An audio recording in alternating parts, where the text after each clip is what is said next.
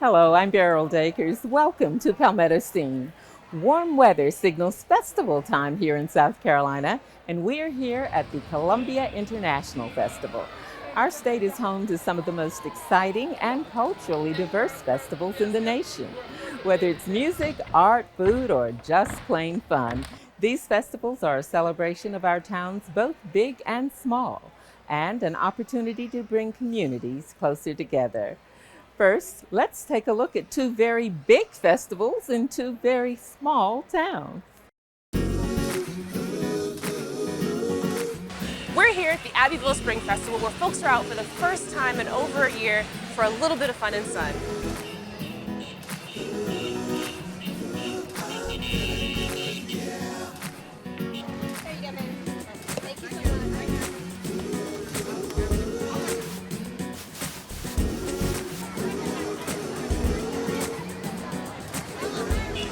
So how was planning for this festival this year a little different than planning for, years in the past with all the uncertainty about when things could happen? Right. Well, obviously last year, we had to cancel the festival, and we did have our Hogs and Hens festival in October. It kind of scaled down and took those added safety measures. So I think that made us feel more comfortable about having the spring festival this year. And then with the numbers going down and people getting more vaccinated, we felt comfortable. And I know everybody was ready to come out and have some fun this year, and we're glad to have such a big crowd. As we got closer, we started to solidify and write contracts and sign things, and then we started to market. We've really done that the past 2 weeks, and the response has been enormous. We actually have some local vendors out on our square as well as being open in their stores, and you can just tell that they're really excited. Yeah, that's awesome. We're here with John Epperly, one of the local artists here, and I just wanted to get to know exactly how do you make these amazing birdhouses? Well, I started making them about 24 years ago. Actually, my brother and I have been doing it for a long time.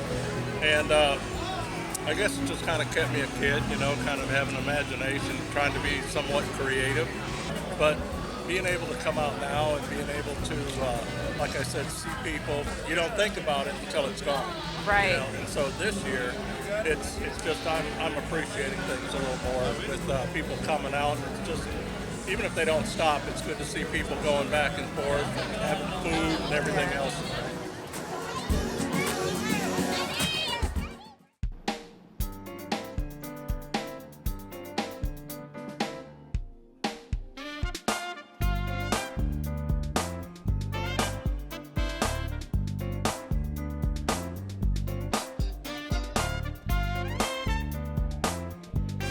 So Art Fields is a 9-day event.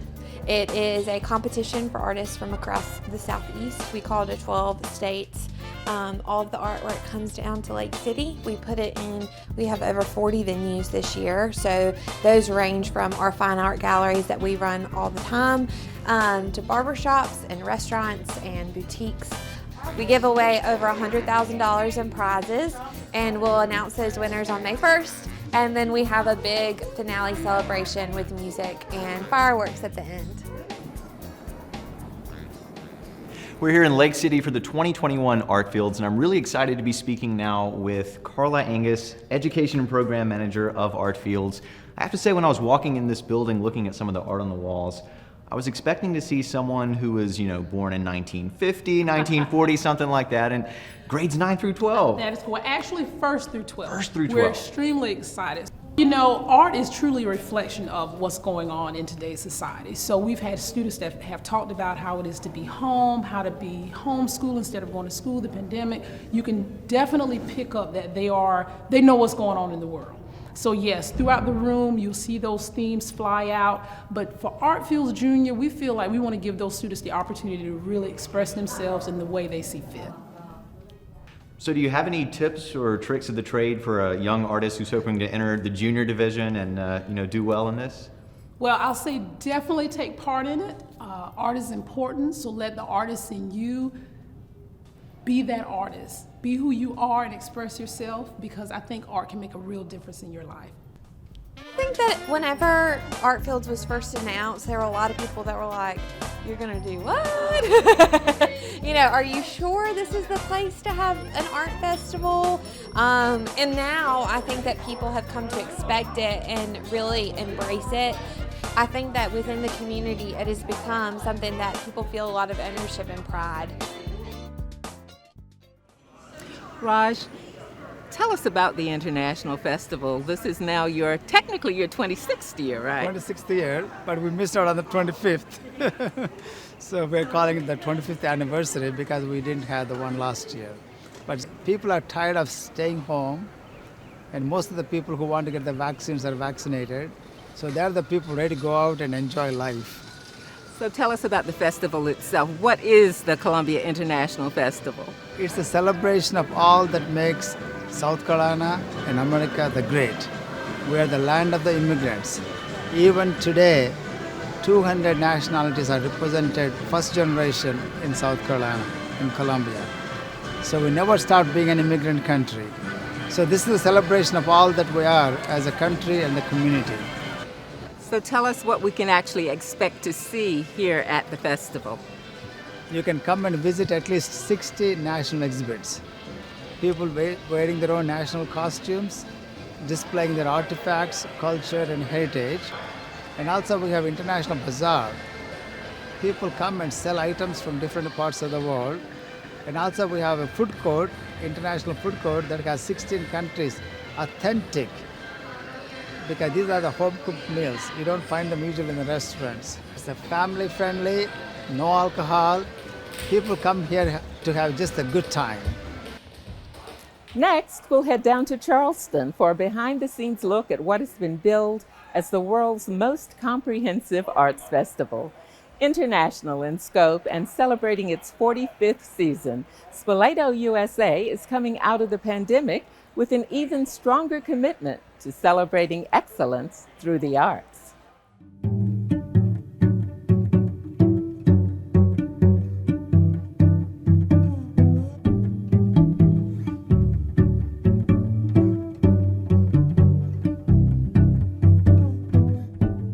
The few weeks before the Spoleto Festival gets started, before audience members walk through the doors, we look like ants scurrying all over Charleston. You will see trucks, you will see vans, you will see crew members running around Charleston. We have theaters to set up. The cistern yard behind me looks like a beautiful park most of the year. We turn it into a theater with lights, chairs, sound equipment, and it takes a huge crew to make that happen. There's a lot of work that's involved. We work usually 8 or 9 in the morning till sometimes 11 or 12 at night. Last night I was actually here until midnight. We were focusing all the lights to make sure the artists look great. And this is just one venue.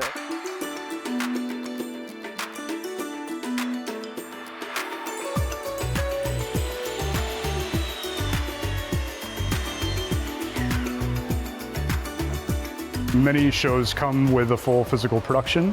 The shows that we produce, specifically the operas, typically do not. So we then have the entire planning phase of the creation of the opera, which can be anywhere from 2, including logistics and carpentry and maybe some lighting, to up to 7 or 8, which includes costumes, which includes wigs, which includes automation, which includes more scenery. So it's just kind of a sliding scale depending on the scale of the festival itself.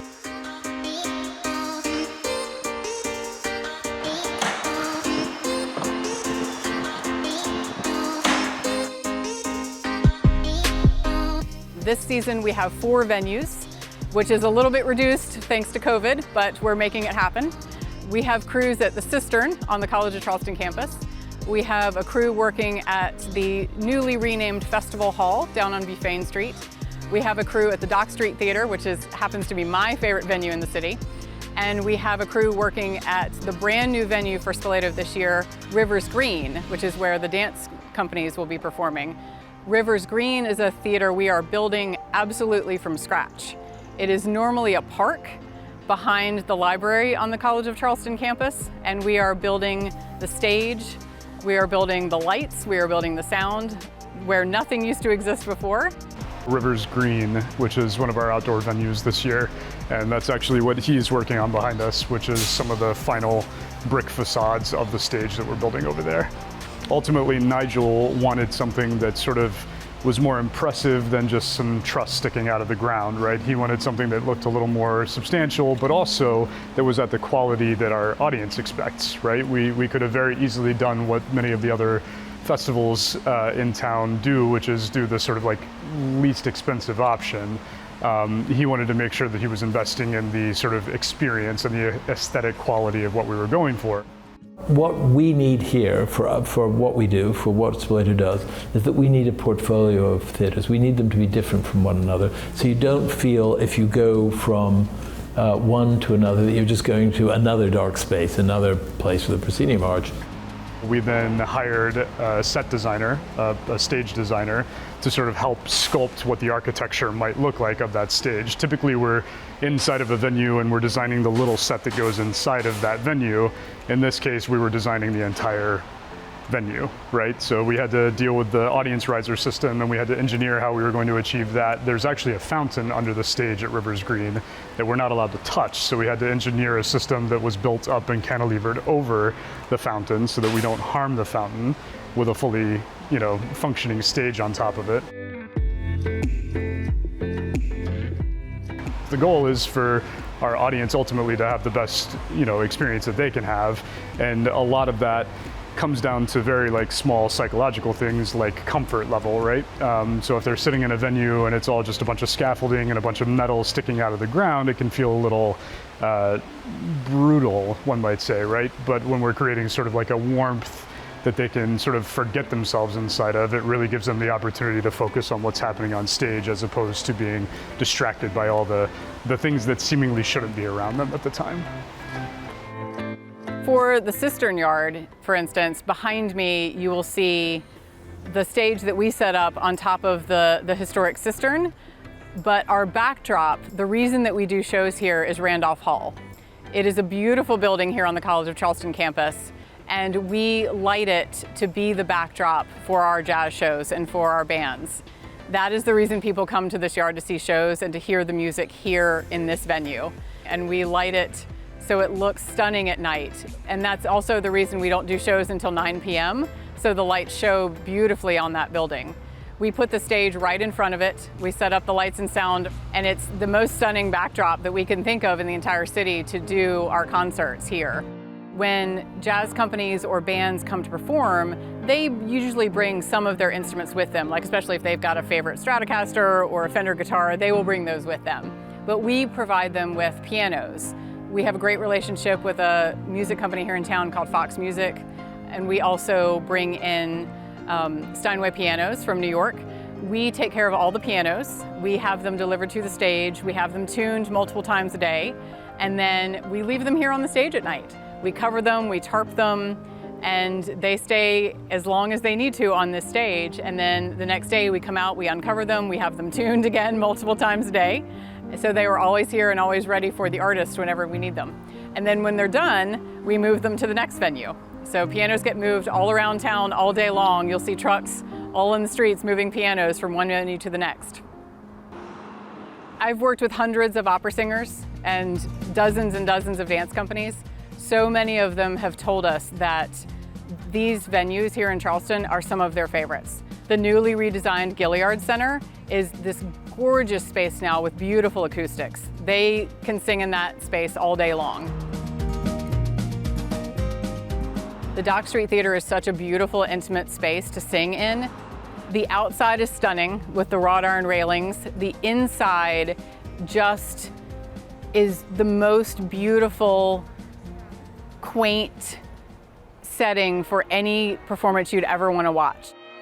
Jeff Nuttall, who runs the chamber music program, has said relatively often that he gets more of an audience here in 17 days than he might get for the rest of the year. A single program, which is repeated 3 times, might get an audience of 1,500. I mean, for chamber music, that's not typical.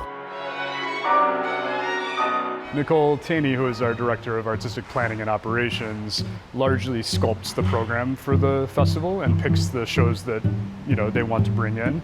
Nigel Redden, of course, our General Director, has a heavy hand in that and basically has all the veto power that he wants. And then once they've sort of crafted what they want the festival to look like, then it comes to us for sort of a technical review, and then we start moving into the more sort of nuts and bolts of everything. Sometimes you invite an artist and they say no, and then you keep going. I was really eager to, there's a production that you remember of Salome, the play, and I wanted to do it. And the director said, oh yes, yeah, well, I think we can work this out. And then he stopped returning my phone calls.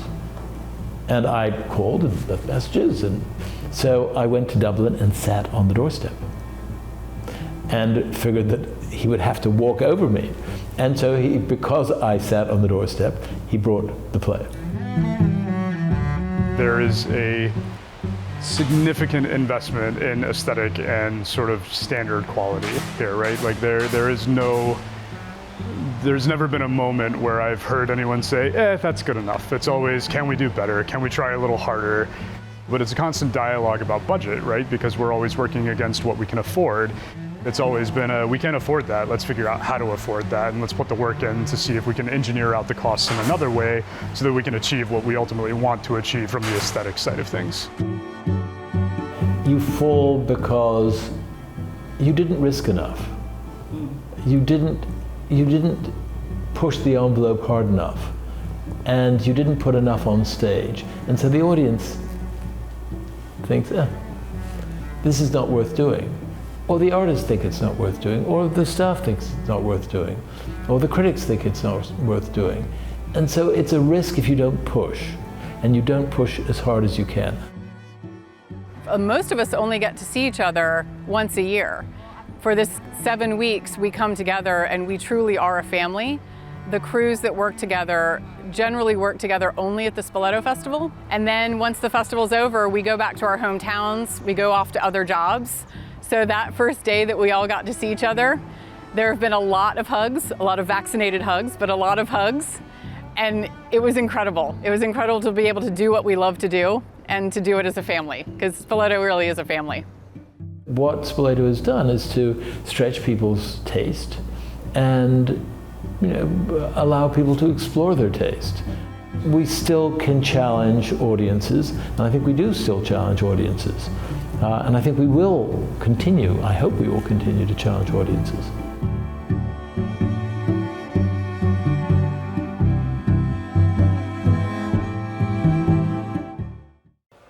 And finally, this tribute. Known as the energetic and vibrant voice of Sebastian from Disney's The Little Mermaid, Samuel E. Wright entertained audiences from around the world through the characters he created.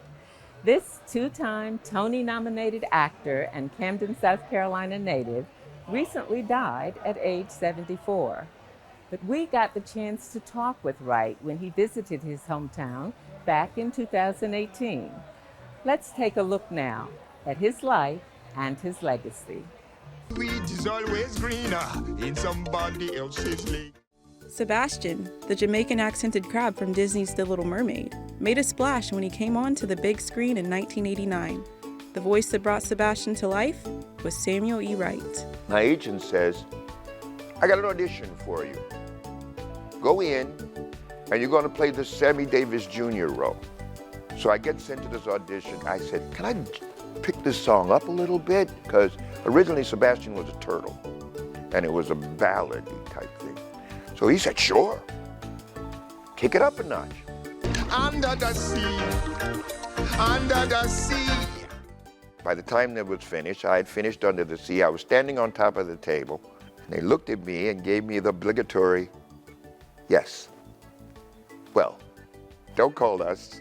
They literally said that. We'll call you. My agent called me and said, you're working for Disney. What you've always wanted to do, you're working for Disney. So what am I doing? He said, you're playing the role of a crab. In The Little Mermaid, he's a little calypso crab. And I went, whoa. So it took 5 years to make The Little Mermaid, because it's the old drawing. one frame after another. And so we got very creative, and The Little Mermaid was born. To all our chagrins, because we never had any inkling that it was going to be famous. Do people stop you in airports and say... Oh, yes, especially the voice. If they hear the voice, they hear my voice, and they say, that voice sounds really familiar. Or they stop and ask me, were you on America's Most Wanted or something like that. Samuel Wright's story began in 1946 in Camden, South Carolina. Growing up in Camden, South Carolina had two sides to it for me. There was a group of people in Camden who wanted me to succeed, family, friends, community, who somehow saw something. There was another group of people that thought I was a bit uppity about even trying to do that kind of thing because, I mean, come on, a little black boy from a southern community, small town, I'm gonna go to Hollywood and make it big. So everybody kind of looked down on it like, get a job and get over it. I had a roommate, his name was Linnell Brooks, wonderful fella. And he just got sick of it one night. You know, roommates, you're just laying there and I'm just bragging about what I'm going to become. And he said, let me tell you something. You're not gonna do anything. You're not gonna do anything. You don't have the guts. So I said, are you serious? And he said, yeah. And I said, I'm packing my bags. You're gonna take me to the train station now. And he said, come on.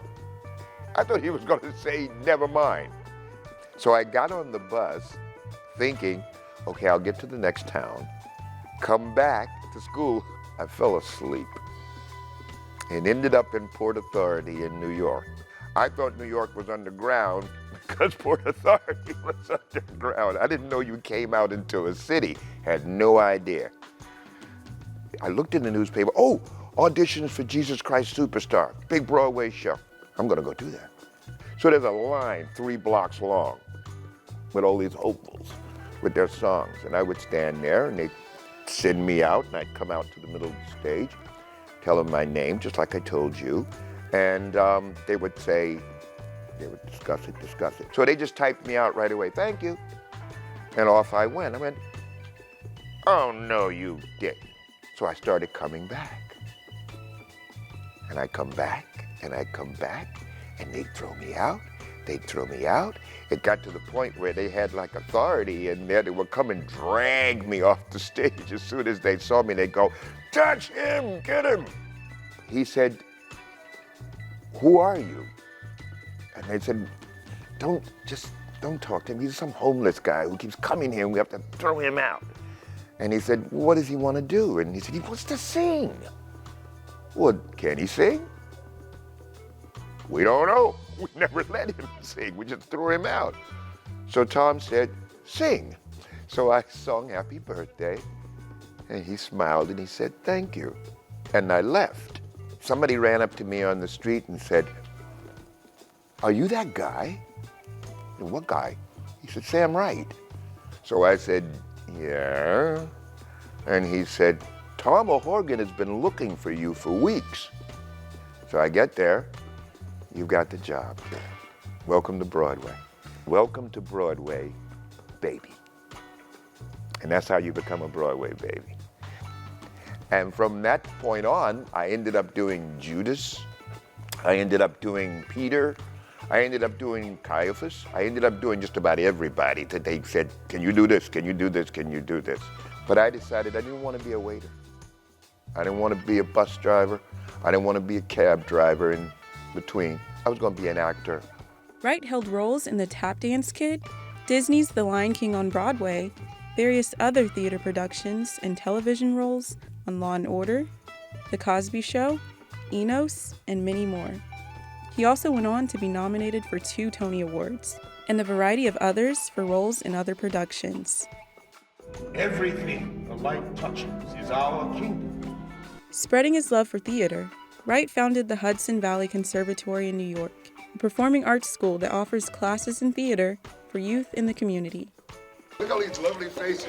A lot of people in here I know from my school days. Hey. In 2018, Wright returned to his hometown and received various awards for his efforts in the community. Saturday, April 21st, 2018, as Samuel E. Wright Day. And the rest, as they say, is history.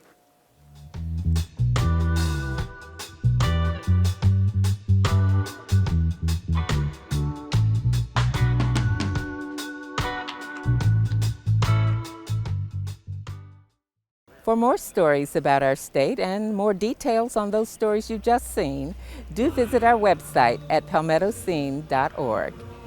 And of course, don't forget to follow us on social media, whether Facebook, Twitter, or Instagram, at SCETV, hashtag Palmetto Scene. For all of us here at Palmetto Scene, I'm Beryl Dakers. Good night, and thanks for watching.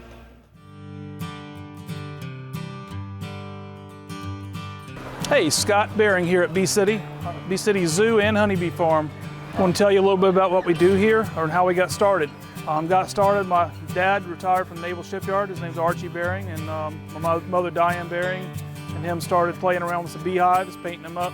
We had some beehives in, but he started painting some of his beehives up, like buildings, Pig Bee Wigbees, Glory Bee Baptist Church, Applebee's, BP Station, yes, and the pun is definitely intended in all of them. Next door we have a bird aviary. That was one of the things I heard all my life about my grandfather, my dad's dad. I didn't really get to know him. He was gone before I came along. After I bought it, I told him that I was wanting to build a bird aviary. Out of all the stuff we have, they get to go in there and interact with those parakeets, and it seems to you see smiles on everybody's faces. Not everybody, one or two have a fear of birds, but a lot of healing powers with these animals too. Some people might not get it, most people do. You can see things. I had stories of people going there that those birds have brought them out of some serious stuff in their life and just animals in general, so it's really cool to be a part of that.